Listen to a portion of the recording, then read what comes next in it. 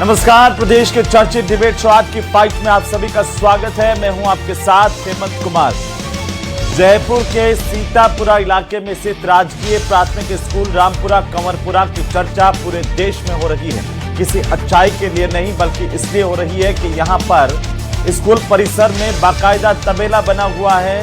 किसी ने कब्जा करके, अतिक्रमण करके चारा डाल रखा है और बच्चे महज कुछ टीन शेड के नीचे पढ़ने के लिए जर्जर भवन के पास मजबूर हैं। ऐसा सिर्फ एक अकेला स्कूल रामपुरा कंवरपुरा का नहीं है।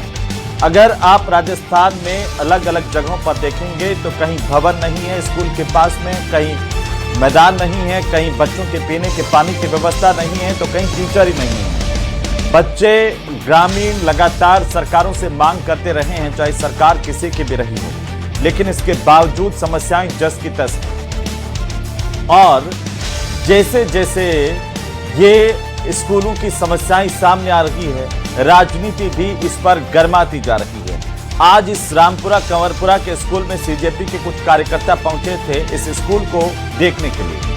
आरोप यह है कि वहां पर कुछ लोगों ने, जो रामपुरा कंवरपुरा के लोग हैं, शायद वही लोग होंगे जिन्होंने इस स्कूल में अतिक्रमण कर रखा होगा, उन लोगों ने सीजेपी के कार्यकर्ताओं के साथ मारपीट की और जब ये खबर आई तो इसके बाद राजनीति तेज हो गई। लेकिन सरकारी स्कूलों की ऐसी बदहाली का खामियाजा आखिरकार किसको भुगतना पड़ता है? आम आदमी को, उनके बच्चों को, या फिर पूरे समाज को? सबसे बड़ा सवाल तो ये कि आखिर ये व्यवस्था कब और कैसे बदलेगी। आज इस पर प्रदेश की सबसे बड़ी चर्चा करेंगे। पहले रिपोर्ट। स्कूल के निरीक्षण के दौरान सीजेपी कार्यकर्ताओं के साथ हुए विवाद और मारपीट के बाद राजस्थान की सियासत गर्मा गई। शिक्षा मंत्री मदन दिलावर ने कहा है कि विद्यालयों को राजनीति का अखाड़ा नहीं बनाया जाना चाहिए।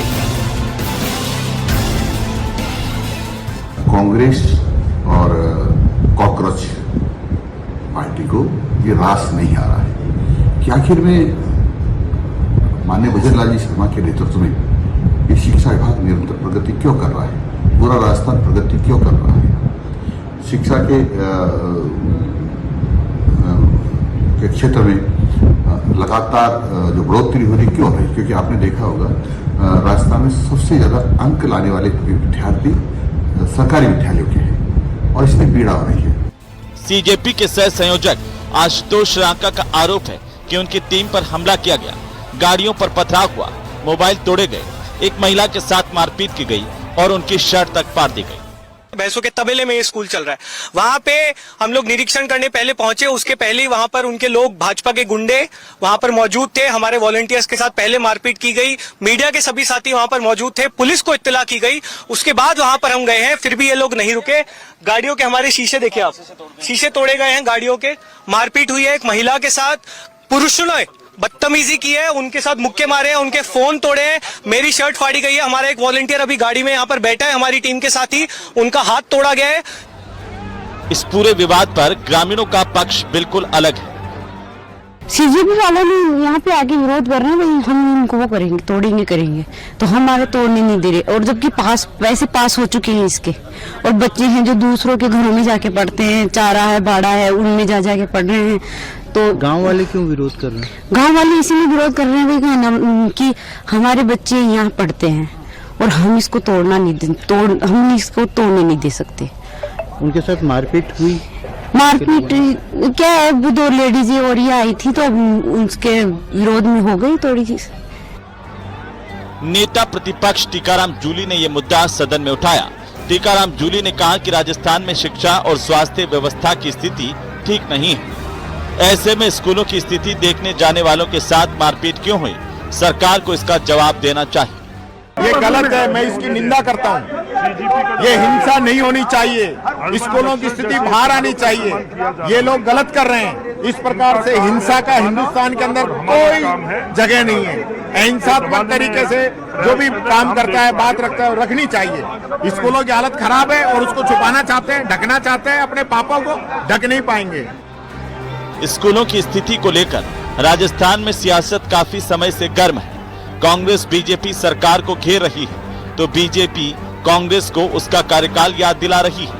इन सब के बीच सीजेपी की एंट्री से सियासी हलचल तेज हो गई। क्या राजस्थान में ऐसी गतिविधियों से स्कूलों की स्थिति में बदलाव होगा? आज की फाइट में इसी मुद्दे पर करेंगे प्रदेश की सबसे बड़ी चर्चा। तो आज की चर्चा करें बिना समय गंवाए, उससे पहले आप सबके सवालों पर एक नजर डालते हैं। और पहला सवाल इस बात को लेकर के कि स्कूलों पर राजनीति सियासत तो हो रही है, लेकिन सबसे बड़ा सवाल तो यह है कि हालात आखिर कब और कैसे बदलेंगे, इसका इंतजार प्रदेश की जनता कर रही है। सवाल नंबर 2, स्कूलों की बदहाली आखिरकार नौनिहालों पर भारी, और नौनिहालों पर भी सिर्फ उन्हीं पर भारी जो गरीब हैं, मजदूर हैं, दलित हैं, किसान वर्ग के तबके के हैं, जिनके बच्चे इन सरकारी स्कूलों में जाते हैं। वरना तो कॉन्वेंट और प्राइवेट स्कूलों में अच्छे से बाकी लोगों के बच्चे पढ़ रहे हैं जो थोड़े पैसे वाले हैं। उनके लिए आखिरकार ये व्यवस्था जिसका कोई असर नहीं है, क्योंकि उनके बच्चे तो अच्छे से पढ़ रहे हैं। लेकिन जो गरीब लोग हैं उनके बच्चे इन सरकारी स्कूलों में जाते हैं, वे कैसे उन बच्चों से, जो कॉन्वेंट वाले बच्चे हैं, जो प्राइवेट स्कूलों के बच्चे हैं, उनसे प्रतियोगिता करेंगे, इस पर भी सवाल। सवाल नंबर 3 कि सरकारी स्कूलों के इन हालातों का जिम्मेदार आखिरकार कौन है, और क्या जो कहा जा रहा है, शिक्षा मंत्री का बयान हमने सुना कि उन्होंने कहा कि सरकारी स्कूल राजनीति के अखाड़े बन गए हैं, ये नहीं बनना चाहिए, माहौल बिगाड़ा जा रहा है। लेकिन क्या सरकारी स्कूल जो है वो बदहाली के अड्डे बन सकते हैं? सरकारी स्कूलों की व्यवस्थाएं कौन सुधारेगा, कब सुधारेगा? ये बात भी ठीक है कि जब से बजरलाल सरकार आई, एक बड़ा बजट जो है प्रदेश के स्कूलों के हालात सुधारने को लेकर के आवंटित किया गया, लेकिन शिक्षा विभाग की कमी या गलती कि उसे ना तो सही तरीके से खर्च किया जा सका, ना ही स्कूलों की हालत बदली। आज इसी पर बात करने की, चर्चा करने के लिए हमारे साथ खास मेहमान है। मैं परिचय करवा दूं, जयपाल सिंह मांडोता हमारे साथ हैं, भारतीय जनता पार्टी के प्रदेश के प्रवक्ता। यशवर्धन सिंह हमारे साथ हैं, कांग्रेस पार्टी के प्रदेश के प्रवक्ता। डॉक्टर मिथिलेश जैमिनी हमारे साथ हैं, वरिष्ठ पत्रकार के तौर पर। और बीएल मिश्रा हमारे साथ हैं, शिक्षक नेता के तौर पर। सबका स्वागत है, सबका अभिनंदन है। मांडोता साहब, बिना औपचारिकता के सीधा सवाल है कि आखिरकार ये व्यवस्थाएं, ये बदहाली जिसको लेकर के आज पूरे देश भर में राजस्थान के स्कूलों को लेकर के बात हो रही है, इसका जिम्मेदार कौन है और व्यवस्था कैसे सुधरेगी? सर देखिए हेमंत जी, मैं बिल्कुल साफ और स्पष्ट कहता हूं कि कोई व्यक्ति किसी एजेंडे के साथ में मैं समझता हूं निश्चित रूप से किसी बात को लेकर कहीं टारगेट करके कोई काम करता है, तो आज निश्चित रूप से हमने पहले भी कहा कि राजस्थान में माननीय भजनलाल जी के नेतृत्व में जो सरकार बनी, हमने जैसा अभी आप अपने ओपनिंग नोट में कहा कि जो राजस्थान में एजुकेशन का बजट है 6500 करोड़ रुपया, साथ में ही बजट में भी हम देखें तो सीएम राइज स्कूल 400 स्कूल है। यानी जो व्यवस्था हमारे पास में है, इस व्यवस्था को सुधारने के पिछले 2.5 सालों में काफी प्रयास हुए हैं और कुछ हद तक हम लोग सफल भी हुए इसके अंदर। लेकिन राजस्थान को जिस हिसाब से ये जो कॉकरोच है राजस्थान में पाए जाते हैं, दिल्ली में पाए जाते हैं, लेकिन झारखंड में नहीं पाए जाते हैं, इसलिए किसी न किसी एजेंडे के साथ में काम करना। आप देखिए, आपको क्या दिक्कत है? आप यदि राजस्थान में किसी सकारात्मक चीज के लिए आप आगे आते हैं तो इसको स्वागत करना चाहिए। अब आप गांव में जाके इस प्रकार का जो अनार्की जिसकी हम चर्चा पहले 5 दिन से करते आ रहे हैं, इस प्रकार की अनार्की माहौल जो इस सरकारी स्कूलों में किसी भी वातावरण को ये लोग बाधित करते हैं और इस प्रकार का माहौल वहां पर बनाते हैं, तो ये साफ साफ एक एजेंडा है जिस एजेंडे के तहत काम कर रहे हैं। इनका मकसद शिक्षा व्यवस्था में सुधार का नहीं है। जिस प्रकार का माहौल आज यहाँ जयपुर से 5 से 15 दूरी पे बना जी, ठीक है यशवर्धन जी, वो कह रहे हैं कि एजेंडे के तहत काम किया जा रहा है, ये ठीक नहीं है। देखिए, अगर बच्चों की शिक्षा का एजेंडा है तो ये बहुत अच्छा एजेंडा है। और इधर शिक्षा मंत्री जी कह रहे हैं कि राजस्थान की शिक्षा लगातार बेहतर हो रही है। अगर शिक्षा इतनी बेहतर हो रही है तो सरकारी स्कूल के बच्चे स्कूल भवन के बजाय पशु बाड़े जैसी जगह में क्यों पढ़ रहे हैं? और उसकी हालत देखने वालों को जवाब शिक्षा विभाग देगा या लाठी डंडे देंगे? मैं कोई सीजेपी को प्रमाण पत्र नहीं दे रहा, कोई संगठन गलत है तो कानून के तहत कार्रवाई कीजिए, लेकिन किसी नागरिक या संगठन से राजनीतिक असहमति आपको उसे पीटने, उसकी गाड़ी तोड़ने या महिला कार्यकर्ता से बदसलूकी करने का अधिकार कब से देने लगी? सरकारी स्कूल कोई बीजेपी के कार्यालय नहीं है, वो जनता के टैक्स से चलता है। बच्चों की निजता की रक्षा के लिए फोटो वीडियो के नियम बनाइए, कोई आपत्ति नहीं है, लेकिन स्कूल की टूटी छत, खाली शिक्षक पद, बदहाल भवन को सार्वजनिक निगरानी से बचाने के लिए निजता को ढाल मत बनाइए। मान लिया कि प्रवेश के लिए अनुमति चाहिए, सवाल यह है कि अनुमति मांगने वाले विपक्ष के नेता को रोका क्यों जा रहा है? और समस्याएं उजागर करने पहुंचे सामाजिक कार्यकर्ताओं के साथ हिंसा क्यों हो रही है? नियम सुरक्षा के लिए होना चाहिए, जवाबदेही रोकने के लिए नहीं होना चाहिए। और अगर सरकार कहती है कि केवल ग्रामीणों का स्वतः स्फूर्त विरोध था तो निष्पक्ष जांच करा लीजिए, कौन लोग थे, किसने बुलाया, सीसीटीवी वीडियो देखिए, दोषी सीजेपी निकले तो उस पर कार्रवाई कीजिए, भाजपा का निकले तो उस पर कार्रवाई कीजिए। ठीक है मिश्रा साहब, ये व्यवस्थाएं इस स्थिति में क्यों हैं? आप तो एक टीचर हैं और टीचरों का प्रतिनिधित्व भी करते हैं, आपको क्या लगता है कि क्यों नहीं सुधर रही और क्यों इस तरह की हालत में कि एक स्कूल में तबेला चल रहा है? बताइए, एक स्कूल के अंदर लोग अपना घास फूस डाल करके रख रहे हैं जहां बच्चे पढ़ने आते हैं। हेमंत जी, सबसे पहले तो आपको और पैदल में बैठे विद्वान साथियों को मेरा नमस्कार। देखिए, ये बहुत संवेदनशील विषय है और जब भारतीय जनता पार्टी और कांग्रेस जो मुख्य राजस्थान की राजनीतिक पार्टियां हैं, जब इस प्रकार के विचार अपनी राजनीति करती हैं तो राजनीति करना उनका धर्म है, लेकिन राजनीति करने का अवसर दे कौन रहा है? आज राजस्थान में भारतीय जनता पार्टी की सरकार है। सरकार की अपनी जिम्मेदारी है कि चुनौती के साथ अब ये कहने का हक सरकार को होना चाहिए कि हमने लगभग 3 वर्ष का शासन पूरा कर लिया है और 3 वर्ष के अंदर हमने शिक्षा के क्षेत्र में ये गुणात्मक सुधार किए हैं। यदि इस प्रकार की चुनौती स्वयं सरकार के द्वारा विपक्ष को दी जाए या जनता को दी जाए कि हमारे यहाँ पर विद्यालयों में पढ़ने के लिए उत्तम व्यवस्थाएं हैं, पढ़ाने के लिए विद्यार्थियों को पढ़ाने के लिए बैठने के लिए पर्याप्त मात्रा में कमरे हैं, हवादार कमरे हैं, फर्नीचर की व्यवस्था है, ब्लैक बोर्ड है, पर्याप्त मात्रा में शिक्षक हैं, शिक्षकों की कहीं कमी नहीं है, प्रशासनिक दृष्टि से कोई कमी नहीं है। अगर इस प्रकार की चुनौती अगर सरकार स्वयं दे तो राजस्थान में अच्छा संदेश जाएगा। लेकिन आजकल राजनीतिक परिवेश में दोनों ही पार्टियां इस प्रकार से राजनीतिक माहौल खराब कर रही है जिससे शिक्षा को बड़ा नुकसान हो रहा है। शिक्षा को नुकसान नहीं हो रहा, शिक्षकों में भी भय का वातावरण है, विद्यार्थियों में भय का वातावरण है, जनता में भय का वातावरण है। इससे राजस्थान की बदनामी हो रही है और मैं सत्ता पक्ष और विपक्ष से निवेदन करना चाहता हूं कि शिक्षा को राजनीति का केंद्र न बनाएं और शिक्षा में सुचारू रूप से कैसे बेहतरीन काम किए जाए, दोनों पक्षों को बैठ करके राजस्थान के नाम कैसे रोशन हो इस दिशा में काम। जयमनी साहब, क्या स्कूल के नाम पर राजनीति हो रही है या कोई स्कूल देखने जाए, बताने जाए कि यहाँ पे खराब हो रहा है उसको पीट दो, जो डर जाए भाग जाए भगा दो उसको? देखने जाने का अधिकार या तो कलेक्टर को है, गांव वाले शिकायत करें, या जिला शिक्षा अधिकारी को है। अगर आप आम आदमी की तरह जाते हैं तो आप अनुमति लेके ही जा सकते हैं। और पहले 2 आदमी गए, मेरी वहां गांव वालों से बात हुई है, फिर 50 आदमी हो गए। और गांव में हम भी पढ़े हैं, जब पेड़ के नीचे पढ़ते थे, बारिश आ जाती तो बगल में जो बाड़ा होता था उसी में जाके पढ़ते थे। 1985 की ये बिल्डिंग है रामपुरा कंवरपुरा में, और 1985 में बनी हुई बिल्डिंग जब झालावाड़ प्रकरण हुआ तब खाली करा के दी गई, उसके लिए पैसे सैंक्शन हो गए। ये एक कड़वी सच्चाई है। दूसरी एक इंपॉर्टेंट चीज है, अभी जो मिश्रा जी कह रहे थे, आज ही राजस्थान के चीफ सेक्रेटरी ने कहा कि 11 स्कूलों को नेशनल लेवल पर अवार्ड मिला है बेस्ट एजुकेशन के लिए, और पीएम श्री स्कूलों में जो एनरोलमेंट है वो भी बढ़ रहा है, और जिसमें ड्रोन टेक्नोलॉजी तक कई टीचरों ने और कंप्यूटर जो प्रिंसिपल्स है उसने बहुत अच्छा काम किया है। जो सबसे इंपॉर्टेंट चीज है कि हल्ला बोल जो टेक्नोलॉजी है ये देश के लिए खतरनाक है, ये ब्लैकमेलिंग। उन्होंने गांव वालों ने बताया कि उन्होंने कहा कि हमने देश के शिक्षा मंत्री को हटा दिया, तुम यहाँ भी हटा देंगे। आप गांव वालों को धमकाओगे? गांव वाले अपराधी हैं, आप गांव में जाकर राजनीति करोगे? गांव अपनी आप एक बात बताइए, मूंगबधिर स्कूल में कल नेता प्रतिपक्ष गए, हम गांव में पैदा हुए, हम जानते हैं। ठीक है, नेता प्रतिपक्ष को भी पता होना चाहिए कि गांव वाले जो काम होते हैं अपने आप कराते हैं। नहीं, नेता प्रतिपक्ष गए, अगर उनको वहां पर रोक दिया गया। वहां एक बहुत सुंदर राम मंदिर है, वहां जाते, श्रावण का महीना चल रहा है, बताते कि ऐसी स्कूल बनाएंगे हम, ये मॉडल देते। आप वहां जाके धमका रहे हो, नेता प्रतिपक्ष भी धमका रहे हैं क्या जयमनी साहब? जी, और 15-20 गाड़ियां लेके गए हो, आपके पास डीजल पेट्रोल के पैसे कहां से आ रहे हैं, कौन फंडिंग कर रहा है, इसकी भी जांच होनी चाहिए। और गांव वालों को अपराधी मत बना देना जी, ये गलती मत कर देना। यशवंत जी और बीएल मिश्रा साहब दोनों आपको जवाब देना चाह रहे हैं। नहीं चलेगी, ना कांग्रेस की चलेगी, ना बीजेपी की चलेगी। ठीक है जयमनी साहब, बीएल मिश्रा साहब कुछ कहना चाह रहे हैं, पहले आपको जवाब देना चाह रहे हैं। जी मिश्रा साहब। सर, मैं ये कहना चाह रहा हूँ जी, हेमंत जी, मैं ये कहना चाह रहा हूं कि राजस्थान में इस समय इस तरीके का माहौल है।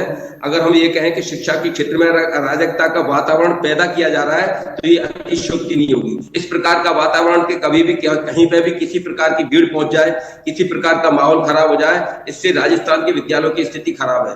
राजस्थान में लगभग 1.25 लाख से ज्यादा अध्यापकों के पद खाली हैं, व्याख्याता के पद खाली हैं, तृतीय श्रेणी के 50,000 से ज्यादा पद खाली हैं, 85,000 से ज्यादा ऐसे कमरे हैं जो जर्जर अवस्था में, जहां पर विद्यार्थी बैठ नहीं सकते। लगभग 5600 से ज्यादा विद्यालय ऐसे हैं जो जर्जर अवस्था में हैं। अब जब सरकारें आती है, चुनाव होता है, चुनाव में सरकार बड़े 5,000 से, आप कह रहे हैं कि 5,000 से ज्यादा विद्यालय जर्जर हालात में हैं जी।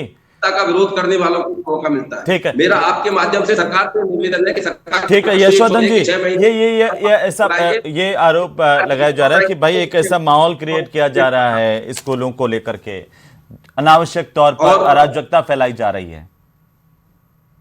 देखिए बड़ा बेतुका सा आर्गुमेंट है। मैं ये कह रहा हूं कि 7 बच्चों की जान जाने के बाद सरकार की प्रतिक्रिया क्या होनी चाहिए थी? हर जर्जर स्कूल का दरवाजा खोलकर ऑडिट कराना या स्कूल देखने वालों के लिए दरवाजा बंद करना? झालावाड़ के बाद जर्जर स्कूल का निरीक्षण सरकार को खतरा नहीं, मदद लगनी चाहिए थी। मदद लग नहीं रही है इनको। और बच्चों की निजता की रक्षा 100% होनी चाहिए। बच्चे का चेहरा मत दिखाइए, उसकी पहचान मत बताइए, लेकिन प्राइवेसी के नाम पर स्कूल की टूटी छत और जर्जर भवन को पब्लिक स्क्रूटनी से बाहर नहीं किया जा सकता। क्या बिना किसी बच्चे की फोटो लिए स्कूल भवन की स्थिति रिकॉर्ड करने की अनुमति होगी क्या? सरकार स्पष्ट करे इस बात को। और ये जो सोशल ऑडिट है तो हर जगह होती है, और आप तो नेता प्रतिपक्ष जो एक कॉन्स्टिट्यूशनल पोस्ट है, आप तो उसको भी नहीं मान रहे हो, उनको भी नहीं घुसने दे रहे हो। आपने तो सारे दरवाजे बंद कर दिए कि हम तो किसी तरीके से स्क्रूटनी नहीं होने देंगे, हमारी कोई पोल बाहर नहीं जानी चाहिए, हम किसी भी तरीके से करें, बच्चे चाहे स्कूलों में मर जाएं उनके नीचे बैठे बैठे, लेकिन हम स्क्रूटनी नहीं होने देंगे। और हम अगर कोई स्क्रूटनी करने जाएगा उसके साथ मारपीट करने देंगे, उसकी गाड़ियां तोड़ने देंगे, महिलाओं के साथ बदसलूकी करने देंगे, धमकाएंगे, ये भय का माहौल बनाएंगे। ये पूरे भारत में जो प्रधानमंत्री जी ने भाषण दिया था ना दिमागी नक्सल वाला, ये अपने कार्यकर्ताओं को इशारा था कि भाई कोई भी आदमी अगर स्क्रूटनी करे, किसी का भी खोपड़ी चलती हो ना, दिमाग चलता हो, और थोड़ा भी अगर वो सरकार से जवाबदेही की बात करने लगे तो उसके साथ जवाब दीजिए जी। देखिए, राजकीय विद्यालय एक जवाबदेह सार्वजनिक संस्थान है और इसकी जवाबदारी सरकार समाज दोनों की है। स्कूलों में, हमारे हर स्कूल में एसडीएमसी एक कमेटी बनी हुई है, school development and management committee, जिसमें गांव के लोग हैं, जवाबदार लोग हैं, मोजीज लोग हैं उसके अंदर। तो स्कूलों में इस प्रकार की बात करना और स्कूलों में इस प्रकार का भय का माहौल, झालावाड़ में हादसा हुआ, वो कमेटी कहां गई? वो बच्चों की मौत की जिम्मेदारी ली उस कमेटी ने? हेमंत जी, उसी पे आ रहा हूं मैं।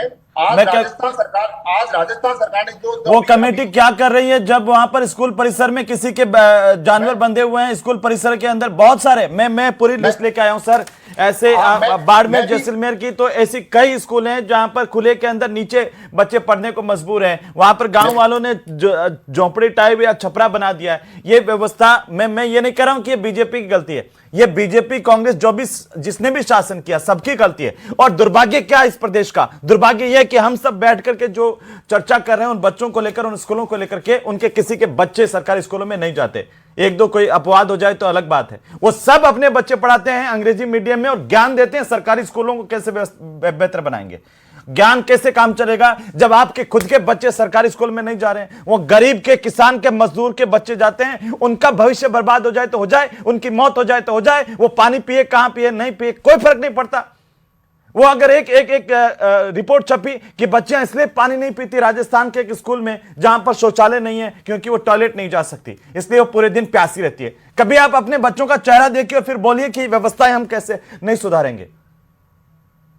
हाँ हेमंत जी, मेरा निवेदन इतना सा है कि पिछले 2 साल में जो माननीय भजनलाल जी के नेतृत्व में एफर्ट्स हुए हैं, वो साफ इंडिकेट करता है कि व्यवस्था में जो कमियां हैं उन कमियों को हम सुधारने की तरफ बढ़ रहे हैं। अच्छा, आप बताइए मुझे कि जब सर्वे करवाया गया था झालावाड़ हादसे के बाद में, इसमें कहा 3768 स्कूल जो शिक्षा मंत्री जी ने सदन में बताया, अब उसके बाद में कितने स्कूल जो ठीक हो गए? लिस्ट लाइन मैं बता रहा हूं आपको। राजस्थान सरकार ने इन मात्र 2 सालों के अंदर स्कूल बिल्डिंग के लिए 344 बिल्डिंग में 358 करोड़ रुपए से वो काम हुए हैं। क्लासरूम में 14,824 यानी 1500 करोड़ के हमने ये स्मार्ट क्लासरूम से बनाए हैं। और साथ में भी जो मैंने अपने ओपनिंग नोट में कहा कि 400 स्कूल सीएम राइज जो स्कूल राजस्थान में बनने वाली है, इस पे कोई चर्चा नहीं कर रहे। ये व्यवस्था सुधार की तरफ ही है। तो आपका मतलब है कि जहां स्कूल खराब है उसकी चर्चा भी नहीं होनी चाहिए? नहीं, बिल्कुल कीजिए, कोई दिक्कत नहीं। लेकिन जो राजस्थान सरकार ने पिछले 2 सालों में काम किए हैं, आज 28,000 शिक्षकों की नियुक्ति हुई है। 4th ग्रेड के लगभग अभी भी हजारों पद खाली पड़े हैं स्कूलों के। नहीं थे स्कूलों में। अभी ये मिश्रा साहब बैठे हुए, देख लीजिए, अभी इन स्कूलों में 4th मिश्रा जी कुछ कहना चाह रहे हैं? तो इस प्रकार की व्यवस्थाओं में सुधार इस सरकार ने किया है। पढ़ रहे हैं। मैं 1-2 सुझाव देना चाहता हूं। अगर मेरे इस सुझाव को सत्ता पक्ष और विपक्ष स्वीकार करे तो मुझे अच्छा लगेगा, शिक्षा का भला होगा। मेरा सुझाव यह है कि वो लोग विद्यालयों में जाकर के नेतागिरी ना करें, राजनीति ना करें जिनके बच्चे सरकारी विद्यालय में पढ़ते ही नहीं है। सामान्यतः ऐसा तो पाया सर जाता फिर है कि अगर आपके बच्चे इस सुझाव के शिकायत- मुताबिक तो 90% जो सफेद कॉलर है वो सब बाहर हो जाएगा, 90%, और 90% नहीं 99% ब्यूरोक्रेट्स और 99% नेता सब बाहर हो जाएंगे जेमिनी साहब इस सुझाव से। तो हेमंत जी, सबसे इम्पोर्टेंट चीज ये है कि सबसे पहले सब विधानसभा में एक एक्ट पारित हो कि जितने भी ब्यूरोक्रेट हैं, जितने भी आरएएस हैं, जितने भी सरकारी ये स्कूलों बात के तो आप टीचर हमेशा हैं, करते हैं, जेमिनी साहब सरकारी कौन स्कूलों के पारित टीचर करवाता है? अपने बच्चे नहीं पढ़ाते। जो मिश्रा जी कह रहे हैं ना, मिश्रा जी के बच्चे भी सरकारी स्कूल में नहीं पढ़े हैं। हाँ, वो नहीं पढ़े हुए, वो तो सरकारी मान रहे हैं कि स्कूलों उनके के बच्चे टीचर भी सरकारी स्कूल में नहीं पढ़े हैं। तो हालात ये है कि जब हम कचौरी बनाने वाला हलवाई खुद ही कह रहा हूँ, यही तो दुर्भाग्य है। ऐसे लोग जो सारे बच्चे अपने पढ़ाते हैं प्राइवेट स्कूलों में, इंग्लिश मीडियम में, वो ज्ञान देते हैं सरकारी स्कूल बेहतर होना चाहिए कि नहीं होना चाहिए। अरे क्या फर्क पड़ता है उनको? उनको तो फर्क ही नहीं पड़ता कि सरकारी स्कूल बदल रहे तो रहे, उनके बच्चे जाते ही नहीं उस व्यवस्था में। अगर एक दिन आप किसी अमीर के बच्चे को सरकारी स्कूल में भेज दो, कई ऐसे सरकारी स्कूल है दम घुट के मर जाए जिस स्कूल में बच्चे पढ़ते हैं। बिल्कुल हालात के बच्चे नहीं नाजुक हैं। विद्यालय को हेमंत करना जी, चाहते हैं। अभी एक ही चीज की दरकार है कि विपक्ष का जो रूरल डेवलपमेंट का बजट है, जिसमें पंचायत, सरपंच और गांव के लोग मिलकर स्कूलों को संभाले कमान, सबसे इंपॉर्टेंट चीज है गांव की कमान गांव को दी जानी चाहिए। सर गांव के तो लोग स्कूल में जा ही नहीं सकते बिना अनुमति से, कैसे कमान संभालेंगे? नहीं सर, ऐसा नहीं। विकास समिति अभी आप 2 दिन से चर्चा करते हुए आपको पता है जेमिनी साहब, ये कहा जा रहा है, शिक्षा मंत्री जी ने भी कहा कि मीडिया को नहीं रोका जाएगा। आज जब मीडिया वहां पर गया तो किसने मीडिया के कैमरों के आगे हाथ दिए, क्यों दिए, कौन लोग? कुछ लोग तो ऐसे भी कैमरे में कैद हुए जो शिक्षक नहीं है, जो कुछ और सरकारी कर्मचारी वो वहां खड़े होकर बता रहे हैं नहीं आदेश है, आप यहां पर रिकॉर्डिंग नहीं कर सकते हैं। कौन है ये लोग, कहां से आए हैं? देखिए कहीं न कहीं गांव में एक बार एनवायरमेंट हवा चल जाती है ना, गांव में कहना रात को भूत दिख गया तो वो भूत के पीछे भग जाते हैं। गांव के मैं पैदा हूं, गांव की मानसिकता को जानते हैं। गांव वालों को लग गया होगा बाहर के लोग आके हमारे गांव को बदनाम कर रहे हैं, तो गांव वाले जाग गए। ये सीधी बहानी है, ये कोई शहर के लोग नहीं है। गांव के आदमी के मन में एक बार बात बैठ जाती है कि रात को पत्थर आते हैं पेड़ से, तो पत्थर मान लेते हैं। गांव वाले जाग गए हैं और गांव में गांव वालों को समझाना पड़ेगा, गांव वालों की। लेकिन मैं जेमिनी साहब पहली बार देख रहा हूं कि कोई अगर अच्छे स्कूल की बात करने आया हो उस पर गांव वाले नहीं, अच्छे स्कूल की बात करने का ये तरीका नहीं है ना। अरे अच्छे स्कूल के लिए आप गांव वालों के साथ मीटिंग पहली बार देख रहा हूं, दावा बोलोगे। हेमंत जी, आप स्कूल गांव वालों से पहले विश्वास में लेते हैं, नोटिस देते हैं, ग्राम विकास में जाते हैं। आप स्कूल में जाके कौन सा बोलिए यशोधन जी, वो कह रहे हैं कि गांव वालों को भरोसे में लेते और फिर बात करते हैं हम ऐसा प्लान लेके आए, वहां जाकर के हेगड़ी दिखाएंगे, वहां जाकर के वहां जाके आप कहोगे हमने धर्मेंद्र प्रधान को हटा दिया, सरकार को गिरा देंगे, तुम क्या बेचते हो? पहले से लोग जाते हैं, ऐसे थोड़ी चलेगी दादागिरी गाँव में। थोड़ी देर रुकिए, हम बात सुनने दीजिए, बात करने दीजिए। ठीक हेमंत जी, सरकार की कानून व्यवस्था की ढिलाई को डिफेंड करने की इस तरह की कोशिश मैंने पहली बार देखी है, जिसमें कि कोई कानून व्यवस्था को डिफेंड करने की नहीं है। पुलिस को सूचना नहीं थी, बीच में मत बोलिए, सूचना नहीं बीच में मत बोलिए, आप कैसे जाओगे ऐसे? इतनी बेशर्मी से जो आप डिफेंड कर रहे हैं ना हिंसा को, कोई डिफेंड नहीं कर रहा मैं, ये गांव की सच्चाई है। आप पूरे गांव वालों को में ये होता है, गांव वाले मारपीट करते हैं। हाँ, गांव वाले मारपीट करने जाओगे, बच्चे पढ़ रहे हैं, वीडियो बनाओगे, चढ़ते पढ़े बच्चे पढ़ते, टीचरों की वीडियो बनाओगे, खुद लोगों को गांव में आप किसी की फोटो खींच के दिखा दो, गांव में किसी महिला की फोटो खींच के दिखा दो, बिना पूछे सरकार को पता लग जाएगा आपको। केवल बेशर्मी से डिफेंड करना है, कोई बेशर्मी नहीं है आपको, ये कड़वी सच्चाई है। जेमिनी साहब, शर्म आनी चाहिए, काहे की शर्म आनी चाहिए? कड़वी सच्चाई है। आप किसी महिला की फोटो खींचोगे गांव में, बिना पूछे, बिना वीडियो बनाओगे, बिल्कुल गांव का है ये, कोई दिल्ली नहीं, आपस में आप ऐसा मत कीजिए। लेकिन मांडोता साहब, कांग्रेस कह रही है कि ये इसके लिए आपकी सरकार जिम्मेदार है जो काम नहीं कर रही है। शिक्षा व्यवस्था इसके लिए खराब हो गई, वो कह रहे हैं कि शिक्षा व्यवस्था बदहाल हो गई है पूरी तरह से। देखिए हेमंत जी, ये 2-3 साल पहले की बात है। शिक्षा व्यवस्था में शिक्षा मंत्री के बारे में पूरा राजस्थान अवेयर है, किस प्रकार की से राजस्थान में व्यवस्था थी। और बिरला टोरियम की वो चर्चा मैं नहीं करना चाहूंगा, जो प्रदेश का हर व्यक्ति जानता है।